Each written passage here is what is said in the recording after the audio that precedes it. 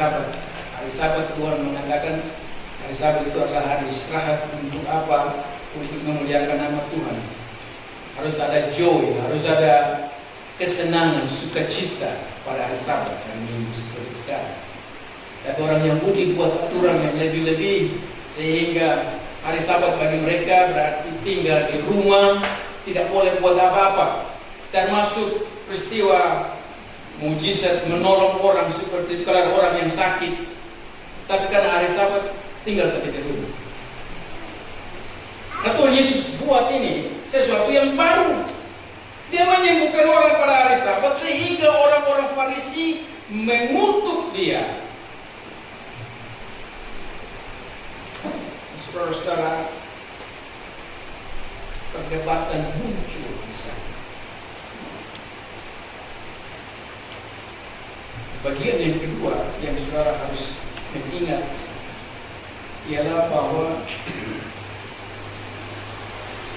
orang-orang Farisi pada saat itu sudah membenci Tuhan Yesus. Kita lihat dalam ayat 59, pasal 8:9. Dikatakan lalu mereka mengambil batu untuk melempari dia, dan Yesus menghilang dan meninggalkan bait Allah.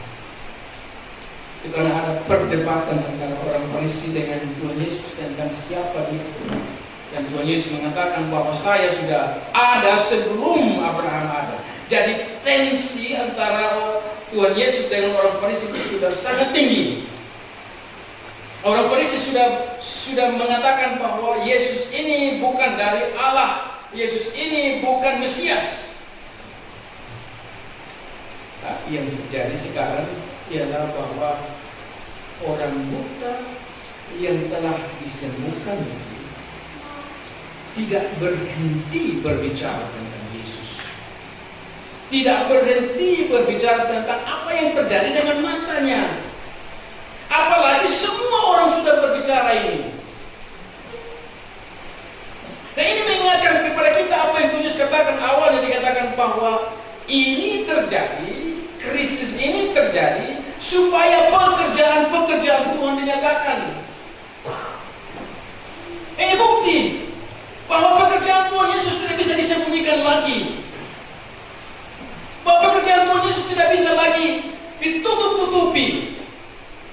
Tetapi semua orang sudah tahu siapa Yesus.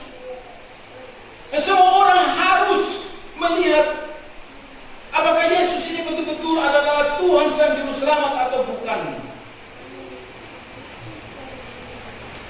Maka itu kita melihat bahwa masalah ini dibawa ke orang Farisi. Dan ketika masalah dibawa kepada orang Farisi mulai mengutuk akan Tuhan Yesus, dan mereka mencoba untuk mempengaruhi akan orang buta ini supaya orang buta ini tidak mau mengakui siapa Yesus sebenarnya. Sehingga mereka terus bertanya, apa yang terjadi? Orang buta itu mengatakan, saya sudah jelaskan, kamu mau minta untuk jelaskan lagi ulang-ulang.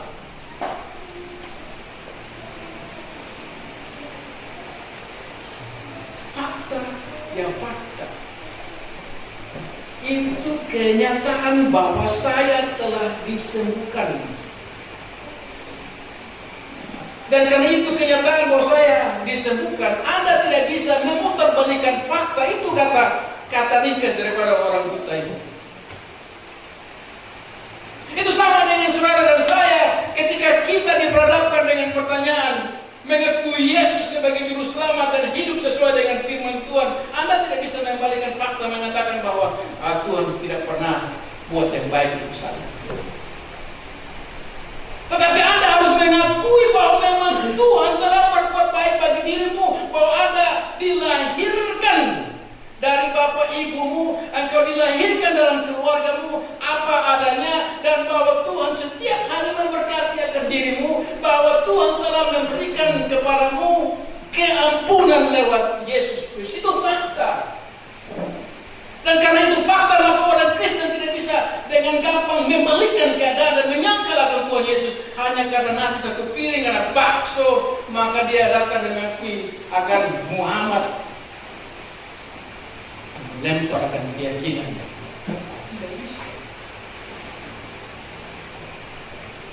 Nah itulah iman yang saudara dan saya amini, yaitu bahwa kita percaya kepada Tuhan, percaya bukan karena kita melihat akan mujizat-mujizat, tapi kita percaya karena firman Tuhan yang kita dengar.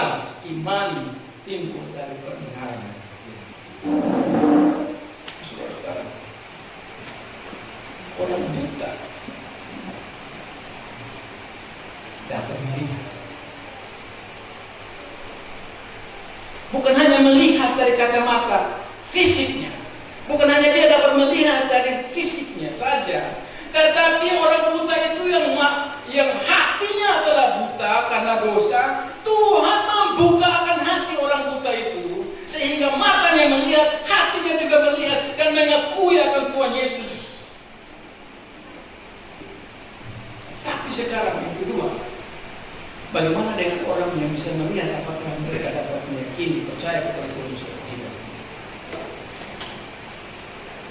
Yang melihat yaitu orang-orang Farisi pada saat itu. Mereka mempunyai mata yang sempurna, tetapi mereka menyangkali akan Tuhan. Mereka mau memutarbalikkan fakta. Mereka mempengaruhi akan orang buta itu lawan Tuhan Yesus. Nah itu sebabnya dalam teks kita dikatakan bahwa Tuhan katakan, aku datang untuk membawa penghakiman. Membawa penghakiman supaya orang-orang yang percaya, orang-orang yang dipanggil, orang-orang pilihan akan dikuatkan tatkala Kristus ada. Sementara orang-orang yang tidak dipanggil, yang tidak dipilih akan menolak akan Kristus. Itu yang terjadi dengan orang-orang Farisi. Mereka keluarkan orang muda itu dari keadaan. Ketika Tuhan Yesus bertemu dengan orang buta dan dia sudah dikeluarkan, pertanyaan Tuhan Yesus simpel, apakah engkau percaya kepada Anak Manusia? Apakah engkau percaya kepada Anak Manusia, yaitu Mesias ini? Dan orang buta itu mengakui, ya saya percaya, dan dia menyembah. Apa kata Tuhan Yesus ini dalam ayat 39? Bagian pertama ditujukan kepada orang buta. Bagian kedua ditujukan kepada orang Farisi, yaitu supaya barang siapa yang dapat melihat menjadi buta. Saudara-saudara, kita, saudara dan saya, mempunyai Alkitab, lahir dalam kekristenan, belajar di sekolah minggu, belajar katekisasi, rem katekisasi, dan seterusnya. Artinya bahwa Tuhan memberikan kepada kita kesempatan untuk melihat, untuk mengalami akan pemeliharaan Tuhan dalam hidup kita. Kita bisa mengatakan bahwa setiap hari saya mendapatkan berkat dari Tuhan. Pertanyaannya adalah, apakah kita tetap setia untuk membaca firman Tuhan, untuk mengikuti akan firman Tuhan? Apakah kita dalam posisi sekarang, krisis yang kita hadapi? Saya tidak tahu apa krisis yang Anda hadapi pada saat ini. Kita semua punya krisis masing-masing. Baik itu krisis dalam keluarga, krisis ekonomi, krisis di dalam sosial, dalam hidup kita. Itu semua tantangan-tantangan hidup yang kita hadapi masing-masing. Pertanyaannya, apakah Anda telah melihat akan pekerjaan Tuhan di dalam hidupmu, di dalam krisismu? Apakah pekerjaan Tuhan terus-menerus dinyatakan di dalam kehidupanmu? Apakah Anda akan terus-menerus melihat bagaimana kasih Tuhan melimpah ruah kalau Anda menghadapi akan krisis. Orang yang tidak percaya kepada Alkitab, yang tidak membaca Alkitab, waktu berhadapan dengan krisis seperti ini, mereka hanya memilih dua: salah saya atau salah dia. Tetapi saudara dan saya yang adalah orang Kristen, ketika kita diperhadapkan dengan krisis seperti ini, pikiran kita bukan salah A, salah B, tetapi kita melihat bagaimana Tuhan mempunyai rencana yang baik bagi saya. Bagaimana pekerjaan-pekerjaan Tuhan, bagaimana nama Tuhan dimuliakan di dalam krisis hidup saya. Itu yang dikatakan oleh Rasul Paulus, bahwa Allah turut bekerja dalam segala sesuatu, termasuk dalam krisis hidup seperti ini, untuk mendatangkan kebaikan bagi orang yang mengasihi. Kita akan lewat apapun masalah, apapun krisis hidup kita, sebagai anak-anak Tuhan, kita akan melihat dan terus melihat pekerjaan Tuhan. Amin.